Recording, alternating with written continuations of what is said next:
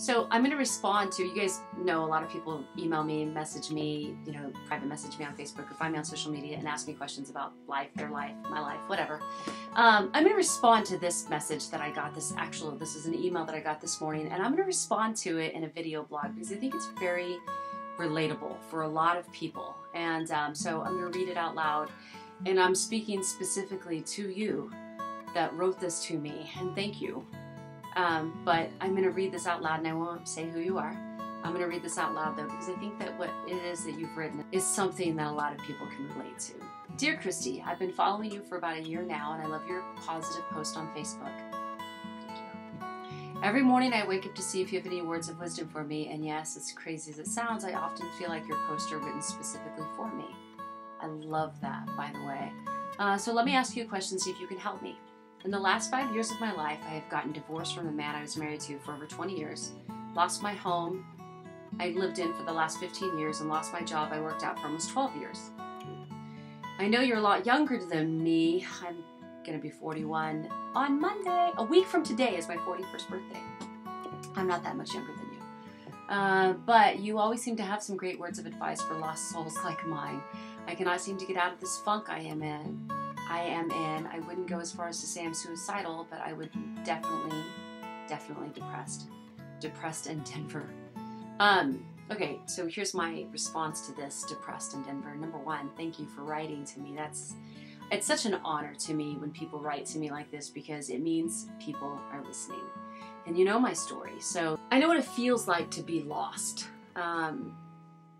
Here's what I know. Number one, you have to look back on your life when you're coming out of a break like this and ask yourself, did you or have you or are you learning the lessons that are needed for all of that?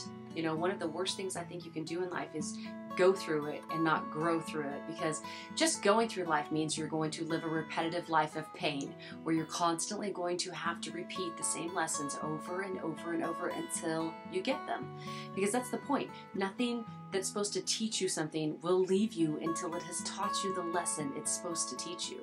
And so that's why sometimes you go, God, I feel like I'm in the same relationship, just same guy, just different name. It's because those types of guys have something to teach you you're not getting. And as soon as you learn the lesson from that, you're going to move on. But back to you, depressed in Denver. So, number one, did you learn your lessons? From the break in the marriage, to the break in the job, to losing your home, to whatever it is that caused all of that. Do you know the lessons that you're supposed to learn from it all? And did you, have you been learning those lessons? If you can say that you honestly have, time to move on. The first thing that I did when I was getting myself out of my funk, my total depression that I was in, was I looked around in my life, because I was in my depression for like a couple of years. And I looked around in my life and realized that every single person in my life was allowing me to be depressed. And that's an issue. The first thing I did was I got rid of everybody and anybody that allowed me to stay down and negative and depressed. Get rid of them. And look at me when I tell you, it doesn't matter who they are. Get rid of them. It doesn't mean they can't come back around eventually in your life, but right now, you are too weak to have people like that are just chewing on you and bringing you down, and they are hurting your soul, whether you realize it or not. Get rid of them. Put them on the sidelines. You don't have to like kick them out of your life completely. Just sideline them for a minute. Number two, consider the break. This is one of the things that I always talk about, is how are you broken? Now, there's several ways that people are broken. Sometimes people are broken where it's just one big huge crack. And sometimes that big huge crack is it's really noticeable. And sometimes people in life, they just get shattered just a little bit here and there. There's just like little broken pieces, and then one major thing happens and boom, the whole thing just kind of like falls apart. That's what happened to me. The death of my brother was that thing that just went boom, and my life just shattered apart, because I didn't realize it at the time, but I was already broken. I was broken in so many ways I did not realize until my brother died, and boom, that was it. It was like a boop, my life fell apart. And what I've discovered is when your life shatters in so many pieces that you don't even know where to begin to start picking it all up, because there is no central core to start gluing everything back together too.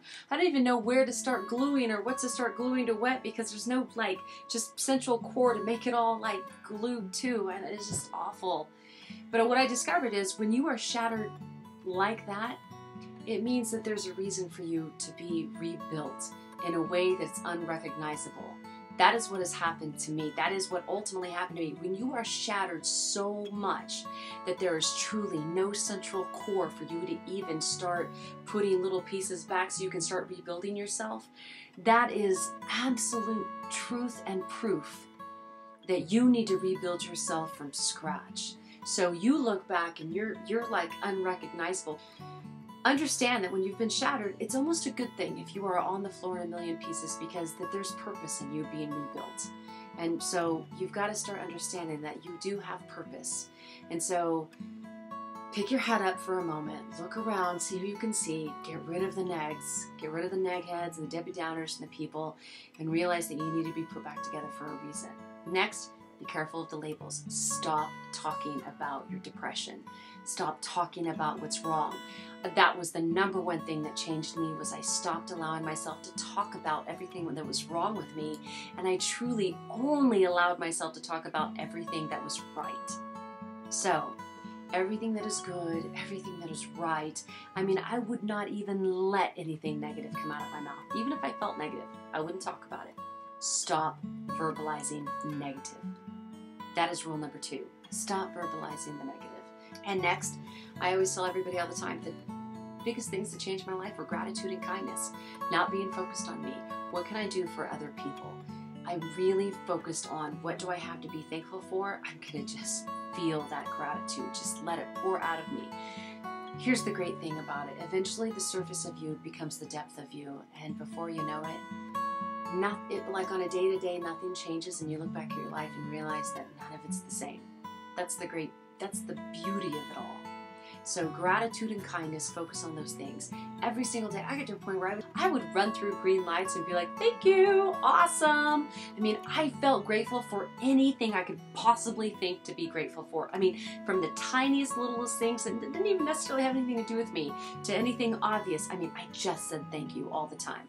And the more we say thank you, the more we have to say thank you for, because that's how the world works. It's how God works. It's how the universe works. The more we say thank you, the more we will always have to say thank you for. Those that are most grateful will always have the most to be grateful for. It's fact of life. And kindness. Get out of yourself. Stop thinking about yourself. How can you help other people? The best way to get what you need in life is to help other people get what they need in life. That's the truth. So get out of yourself and think about, what is it that you can do?